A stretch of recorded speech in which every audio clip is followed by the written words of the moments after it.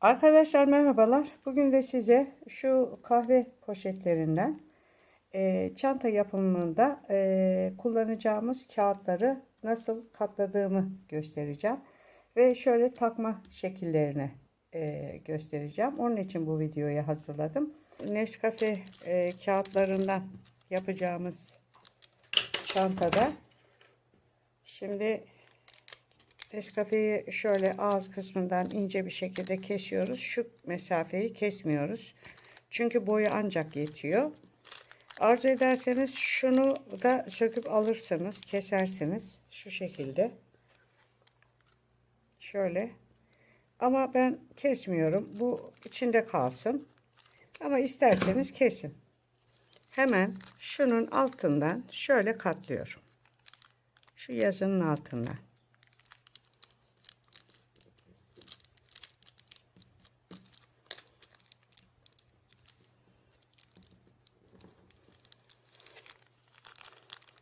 Sonra şu beyaz şerit var ya, şu beyaz şerit. Onun gözükmesini istemediğim için onu da içe doğru katlıyorum. Şöyle. Bu durumda bakın. Şurada bir fazlalık oluyor. Gördünüz mü? Onu kesiyorum.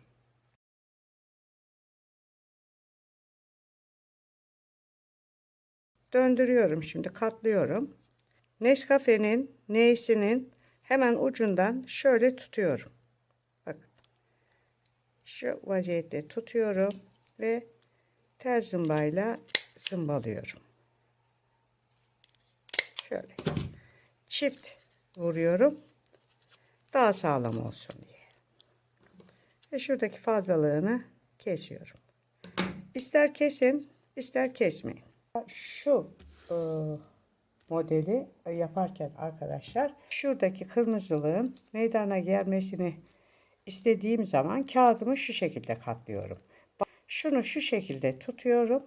Şöyle kahve kısmı buraya gelecek şekilde bu şekilde katlıyorum. Bunu katlarken kullandığım katlama şekli bu. Bunu da alıyorum. Bu şekilde içinden geçiriyorum. Şöyle şunları açayım, altı gözüksün. Şu vaziyette geçirdim. Döndürdüm. Bir tane daha aldım. Yine burası kahvenin olduğu bölüm. O bölümü şöyle yukarıdan, yani şunun içinden geçiriyorum. Şuradan. Şöyle.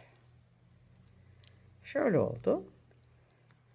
Bir tane daha alıyorum. Yine onu da bu şekilde tutuyorum. Yine bu şekilde tutuyorum. Bu sefer bunu şunun içinden, şuradan geçiriyorum.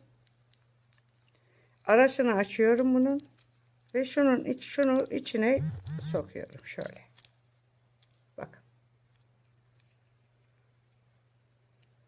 Şöyle. Bakın. Bu sefer sütlü kahve kısmını kullanamayacağız. Mecburen şu yazılı olan kısım gözükecek. Bunu şu şekilde tutuyorum, açıyorum arasını ve bu şekilde, şu şekilde şunun içine sokuyorum. Şöyle. Bakın. Sonra bir tane daha alıyorum. Onu da şunun içinden sokuyorum. Bakın şurada. Şunun içinden sokuyorum. Şöyle. Şimdi bir tane daha alıyorum. Onu da şunun içinden geçiriyorum. Ve bunu arasını açıyorum. Şu vaziyette onu da şunun içine sokuyorum. Bakın.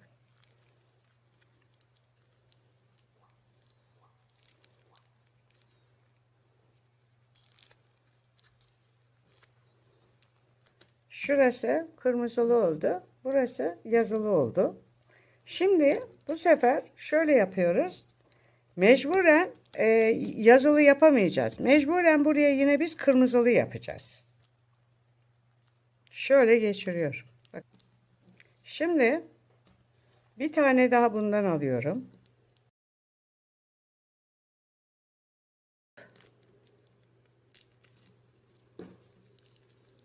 şuraya sokuyorum. Şunun içine. Ve çekiyorum. Mesela şunu kullanırken arkadaşlar şöyle yapıyorum. Şu E harfinden itibaren kırıyorum ve bu şekilde katlıyorum bu modeli yaparken. Şimdi takmaya geliyorum arkadaşlar. Şu şekilde sokuyorum. Bu şekilde. Bir tane daha alıyorum. Şuradan şöyle içeriye geçiriyorum. Şöyle. Şimdi bir tane daha alıyorum. Onu şuradan içeriye sokup şöyle içeriye sokup şu tepeden aşağıya indiriyorum. Bu şekilde. Bakın şöyle. Şöyle.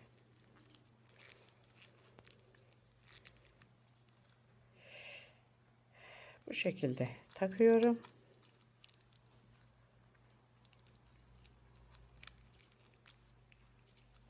Sonra bunu alıyorum. Şunun içinden şöyle şuradan geçiriyorum. Şöyle geçiriyorum.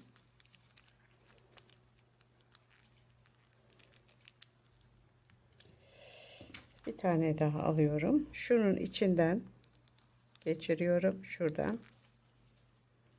Şöyle geçiriyorum. Arasını açıyorum. Şunu bunun içine sokuyorum. Ve çekiyorum. Ve çekiyorum. Böyle.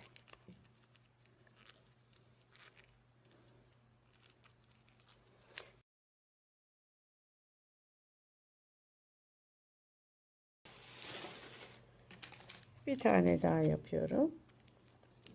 Şunu bu şekilde tutuyorum. Şöyle geçirdim.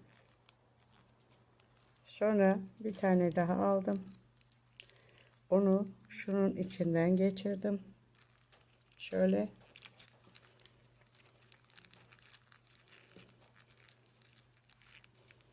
Şöyle içinden geçirdim. Bir tane daha aldım.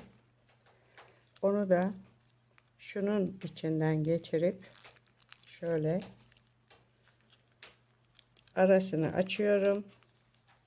Şurayı şöyle açıyorum ve bunu yakalayıp şunun içine şöyle sokuyorum.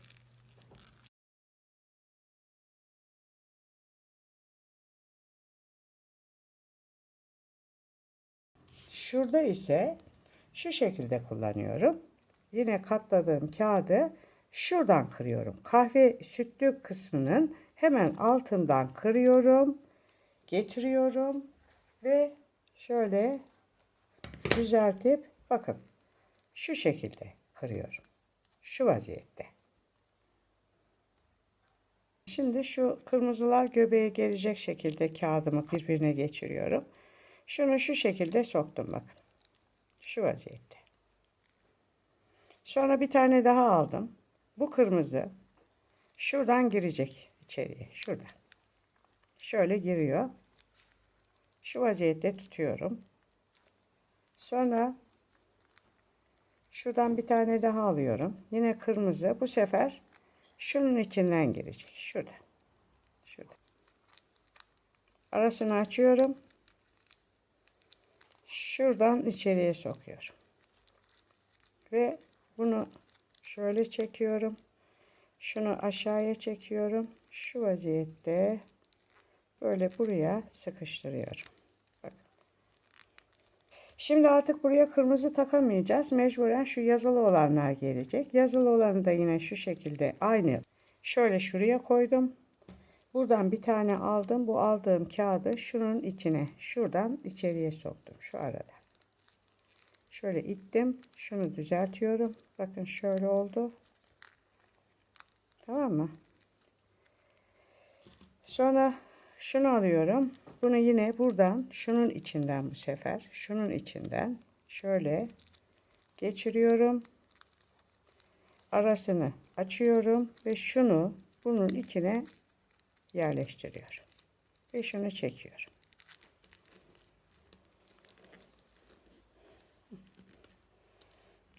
Şimdi bakın buraya artık kırmızı takacağız. Çünkü şu uç kırmızı. Bakın hemen bunu bu şekilde sokuyorum. Şuradan bir tane daha alıyorum. Yine kırmızı içeriye gelecek şekilde şuradan içeriye geçiriyorum. Bir tane daha alıyorum. Onu yine buradan şunun içinden geçiriyorum. Arasını açıyorum. Şöyle şunu bunun içine sokuyorum. Şu vaziyette. Evet. Gördünüz mü? Yazı var. Artık kırmızı yok şuralarda. Demek ki ne yapacağız? Yazıyı takacağız önce. Şöyle. Sonra bunu böyle alıyoruz. Şuradan içeriye sokuyoruz. Efendim, bir tane daha alıyorum. Şuradan tutuyorum. Şunun içinden içeriye geçirip arasını açıyorum ve şunu şuradan yakalayıp bunun içine sokuyorum. Evet.